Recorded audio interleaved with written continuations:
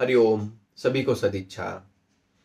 आज के योग साधना में हम पतंजलि मुनि के अगले नियम के बारे में बात करेंगे।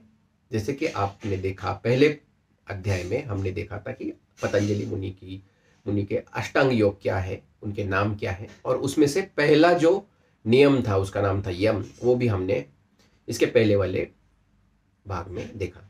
अभी हम मुड़ने वाले हैं दूसरे नियम की तरफ, और उस नियम का नाम भी नियम ही है। अब ये नियम क्या है? नियम मतलब आपका इस समाज और इस देश और इस पृथ्वी पर कैसे व्यवहार होना चाहिए, इतरों के प्रति कैसा व्यवहार होना चाहिए, इसके कुछ नियम बताए गए हैं, इसलिए इसी का नाम नियम ही रखा हुआ है। नियम के अंदर 5 प्रकार के नियम बताए गए हैं। अभी 5 प्रकार क्या है उसके नाम हम पहले जानेंगे। सबसे पहला है शौच, दूसरा है संतोष, तीसरा है तप, चौथा है स्वाध्याय, पांचवा है ईश्वर प्रणिधान। अब ये हर एक नियम इतना बड़ा बताया गया है कि आप हमें एक वीडियो में ये सब कवर नहीं हो सकता, इसलिए हम सिर्फ आज पहला नियम और उसमें से शौच का अभ्यास करेंगे। अब शौच क्या है और शौच ना करने के परिणाम क्या है, शौच का फायदा क्या है, ये सब हम देखेंगे। सबसे पहले शुरू करते हैं, शौच क्या है। शौच यानी शुद्धता, तन की शुद्धता, मन की शुद्धता, ये 2 चीजें हैं। अब अगर आप कोई भी शुद्धता नहीं रखते हैं, ना तन की ना मन की, तो इसका विपरीत परिणाम इस समाज पर होता है, इस देश पर होता है, और ये पूरी पृथ्वी पर होता है। कैसे समझेंगे?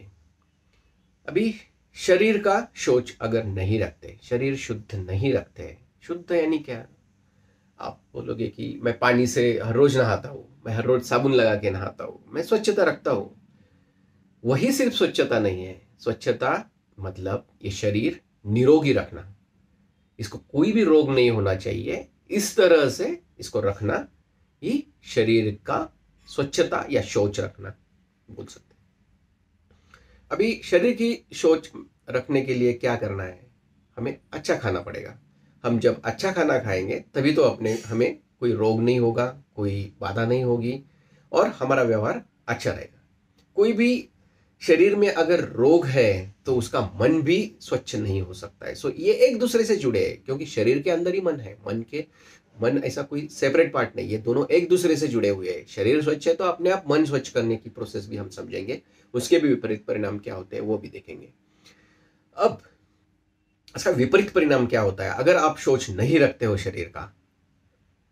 इसका परिणाम, आप अगर बीमारियां हो जाती है तो इस समाज पर इसका कैसा परिणाम होता है?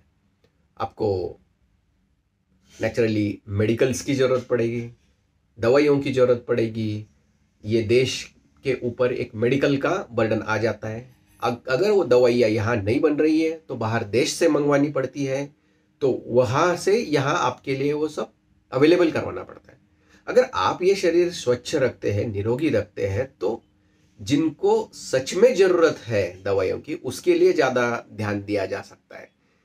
इस तरह से अगर हम अपना शरीर का शौच नहीं रखते हैं तो हम समाज के लिए भी एक बर्डन बन जाते हैं, एक देश के लिए भी एक बोझ बन जाते हैं, और इसका सबका भार इस सब व्यवस्था पे आ जाता है। इसलिए हर एक ने अपना शरीर निरोगी रखना चाहिए, स्वच्छ रखना चाहिए, तभी जाके इस समाज को उसका फायदा होगा, देश को इसका फायदा होगा, और सबको इसका फायदा होगा।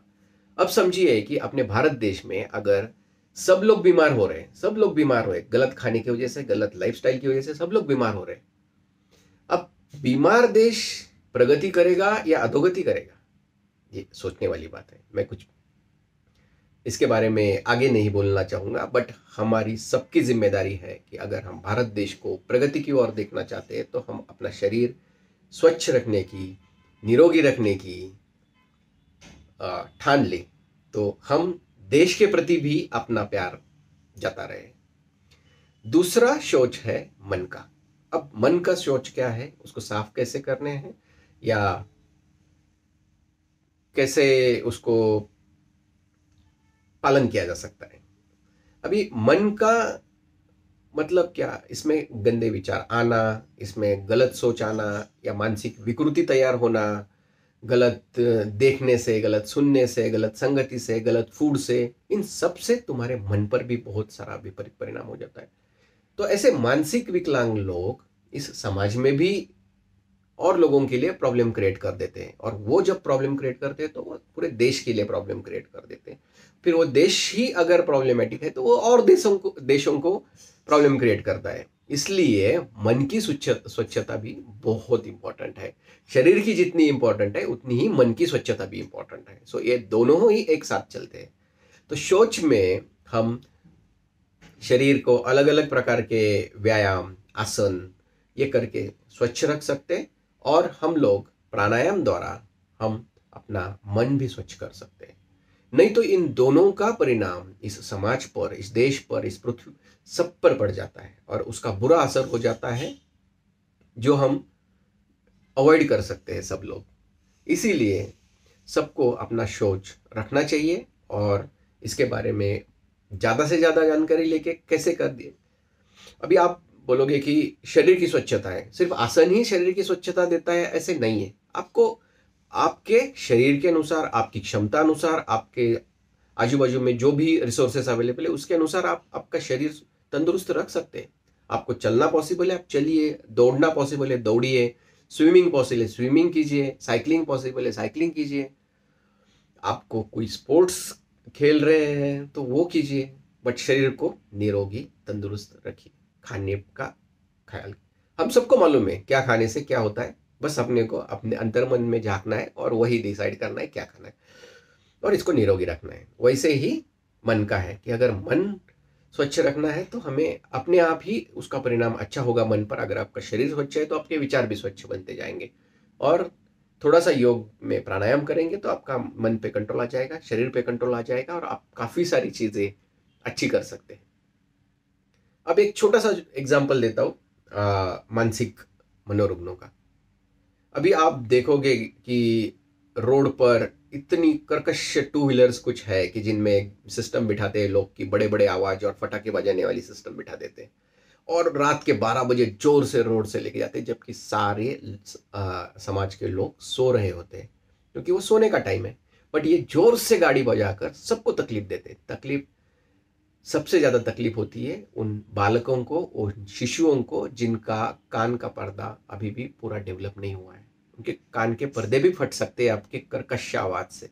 ये अपने को समझना चाहिए। या विविध कारणों से लोग बड़े बड़े बैंड्स, बड़े बड़े डीजे, इस टाइप की चीज़ें लगा के लोगों को हानि पहुंचाती है। ये मानसिक विकृति है, ये मानसिक विकृति है, ये सबको समझना चाहिए।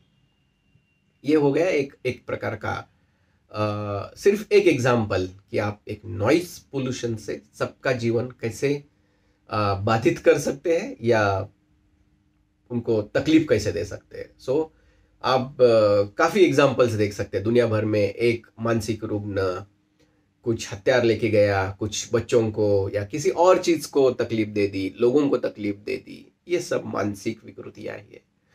सो ये दोनों ही आपको, समाज को, देश को और पूरी दुनिया को सिर्फ दुख ही देंगे। सो इसीलिए शौच बहुत ही इंपॉर्टेंट बताया गया है। पतंजलि मुनि ने सबसे ज़्यादा इन दो चीज़ों पे फोकस किया है, यम और नियम। सबसे ज़्यादा इनको इंपॉर्टेंस दिया गया है, इसीलिए आसन और प्राणायाम और बाकी सब बाद में आता है। यम नियम ही जब हम पूरी तरह से फॉलो करेंगे या पालन करेंगे जीवन में, यशस्वी होना निश्चित है। हमने अभी देखा अष्टांग योग के दूसरे नियम के अंदर का पहला नियम, उसका नाम था शौच। उम्मीद करता हूँ कि ये आपको अच्छा लगा होगा, एग्जाम्पल्स अच्छे लगे होंगे। तो हम अपने शरीर की स्वच्छता की ओर ध्यान देंगे और अपने मन की स्वच्छता की ओर ध्यान देंगे, तो अपने आप समाज अच्छा बनेगा, देश अच्छा बनेगा। हम सब एक अच्छी दिशा में जा सकते हैं और प्रगति कर सकते हैं, और एक दूसरे को सहायता कर सकते हैं और मदद कर सकते हैं। धन्यवाद।